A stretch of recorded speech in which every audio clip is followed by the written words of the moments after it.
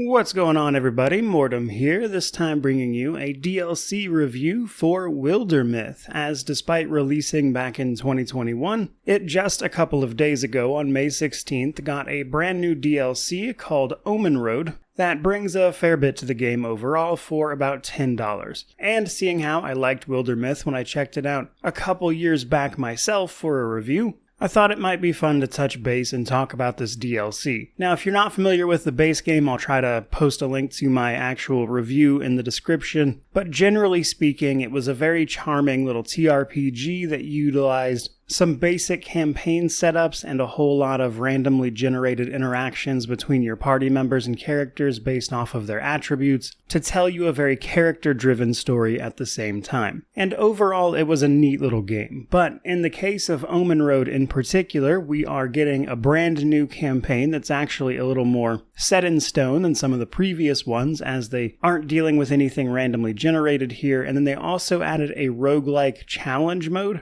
that has a substantial amount of content to it. But first, let's talk about the campaign. So the campaign that they added, called the Never Before Ball, utilizes the roguelike's structure, meaning that in between individual story events, you'll be on the roguelike map where you move through individual nodes fighting a battle or interacting with whatever event happens to be on it before moving forward. That's important for a couple of reasons, because this means that this particular campaign does not utilize random events based on your character's attributes. Rather, each node you go to will have a set event on it to tell you a very specific story that utilizes all the lore of the previous campaigns, adds a new biome, new arenas, and you can even see some of the past characters you've interacted with. In terms of the actual story of this thing, you're attempting to track down a dragon at the end of all this roguelike setup. And I would say it seems pretty on par with what you would expect from Wildermyth, with the added benefit of being a little more cohesive simply because it's not relying on those random events. And while the campaign is compelling enough for the people who like that, I would say the real show here is the new roguelike challenge mode. This is going to let you either take a new group of heroes or a previous group of heroes through the node map a couple of different times, depending on which one you've got it on, with the goal basically to be to make it as far as you can. Now, as you continue to do this over and over again, you'll eventually be able to start increasing the peril of the game, with the peril essentially being an increasing difficulty modifier that increases things like monster health. But along the way, you'll also earn renown, which is going to allow you to pick up odes, which are passive benefits to your own characters, so you'll also be able to keep up past what would be available in the base game as well. And once you're actually taking part in the challenge runs, you're going to get to experience a lot of stuff. There's about 20 new boss fights, new weapon types called shadow weapons that also appear in the base game, tons of new maps beyond even what the new campaign has to offer, just to name a few different things. But let's talk about this node map a little bit. If you've ever played a roguelike like this will probably be pretty straightforward, but important things to know in specific to Wildermyth is that most of these nodes are going to have a fight with monsters on them.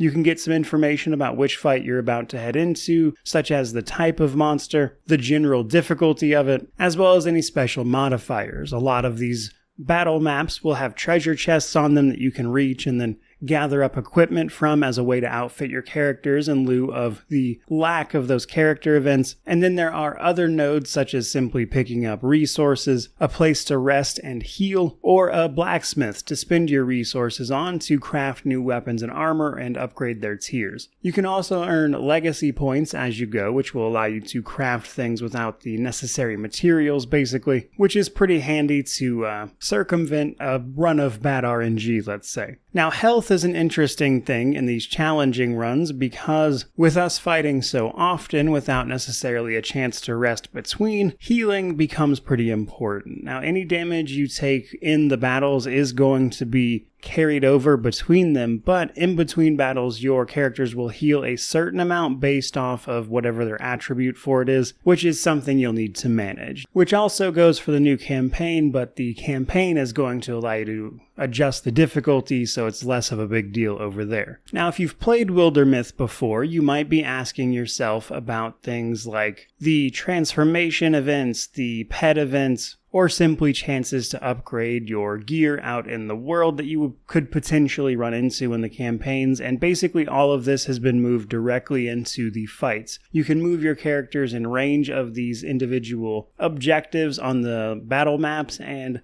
this will give you the opportunity to, say, teach someone a new ability, grant them a pet, or even gain some of the transformations that were so popular in the base game as well, that can see your characters turned into, say, a raven or a werewolf, which I thought was a pretty novel concept. Now that's basically everything there is to know about this new DLC, and overall I would say it is pretty good for its intended purpose. For about $10 you get an entirely new game mode, a new campaign that functions differently than the others, utilizing that new node map, and that's fun to mess around with. So basically, whether or not you should pick up this DLC, I would say largely comes down to how much you liked Wildermyth to begin with. If you enjoyed it and wanted a more compelling reason beyond simply replaying the campaigns repeatedly, then this roguelike mode might do just that for you. And considering a game like this plays very well on the Steam Deck, this new mode could make a great thing to play on that in particular. So to my mind, it's a pretty cool, very unexpected DLC. Wasn't quite anticipating any extra DLC for this one, but it's not unwelcome, and at some point I'll have to grab the 40 plus achievements it added. In the meantime though, that's pretty much going to do it for this video. I certainly hope you enjoyed it. If you did, don't forget to like, comment, subscribe. Of course, let me know what you think about this one down in the comment section below. But regardless of any of that, truly, just thank you so much for watching. I really do appreciate it. May you wander in wisdom and have an amazing day.